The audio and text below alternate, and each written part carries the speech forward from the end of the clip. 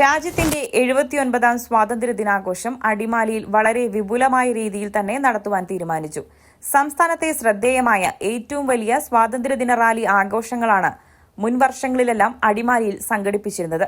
ഇത്തവണയും വളരെ വിപുലമായ രീതിയിൽ സ്വാതന്ത്ര്യദിന റാലിയും കലാമത്സരങ്ങളും സംഘടിപ്പിക്കുവാനാണ് സംഘാടക സമിതി തീരുമാനിച്ചിട്ടുള്ളതെന്ന് അറ്റാഡ്സ് പ്രസിഡന്റ് പി വി സ്കറിയ പറഞ്ഞു.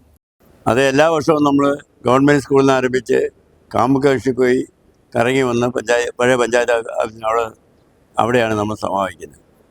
വിവിധ കലാമത്സരങ്ങൾ എല്ലാവരും കുടുംബശ്രീ അയൽക്കൂട്ടരും എല്ലാ വർഷവും കൂടുതൽ നമ്മുടെ പഞ്ചായത്തിൽ മുഴുവൻ പങ്കെടുക്കും. എല്ലാ സ്കൂൾ കോളേജുകളും പങ്കെടുക്കും. എല്ലാ രാഷ്ട്രീയ പാർട്ടി പൊതുപ്പത്തിൽ പങ്കെടുക്കും. പഞ്ചായത്ത് അംഗങ്ങളുണ്ടാവും, ത്രിതല പഞ്ചായത്തിന് എല്ലാ അംഗങ്ങളുണ്ടാവും. അപ്പോൾ ഒരു കഴിഞ്ഞ വർഷക്കാലം നല്ല പരിപാടി നടത്താൻ നമുക്ക് കഴിയും. അതിലെ വിശിഷ്ട വ്യക്തികളെ നമ്മളിപ്പോൾ ഇവിടെ MP ഉണ്ട്, MLA ഉണ്ട്, മന്ത്രിയെ കിട്ടാൻ വേണ്ടി നമ്മൾ പറഞ്ഞു വെച്ചിട്ടുണ്ട്. മന്ത്രിയെ കൂടി വരും. പിന്നെ വിശിഷ്ട വ്യക്തികൾ ആരെയാണെന്ന് ഞങ്ങൾ ആലോചിച്ച് തീരുമാനിച്ച് അവരറിയാം. അപ്പോൾ നല്ല പരിപാടി നടത്താൻ എല്ലാവരുടെയും സഹകരണം ഉണ്ടാകണം എന്ന് അഭ്യർത്ഥിക്കുന്നു.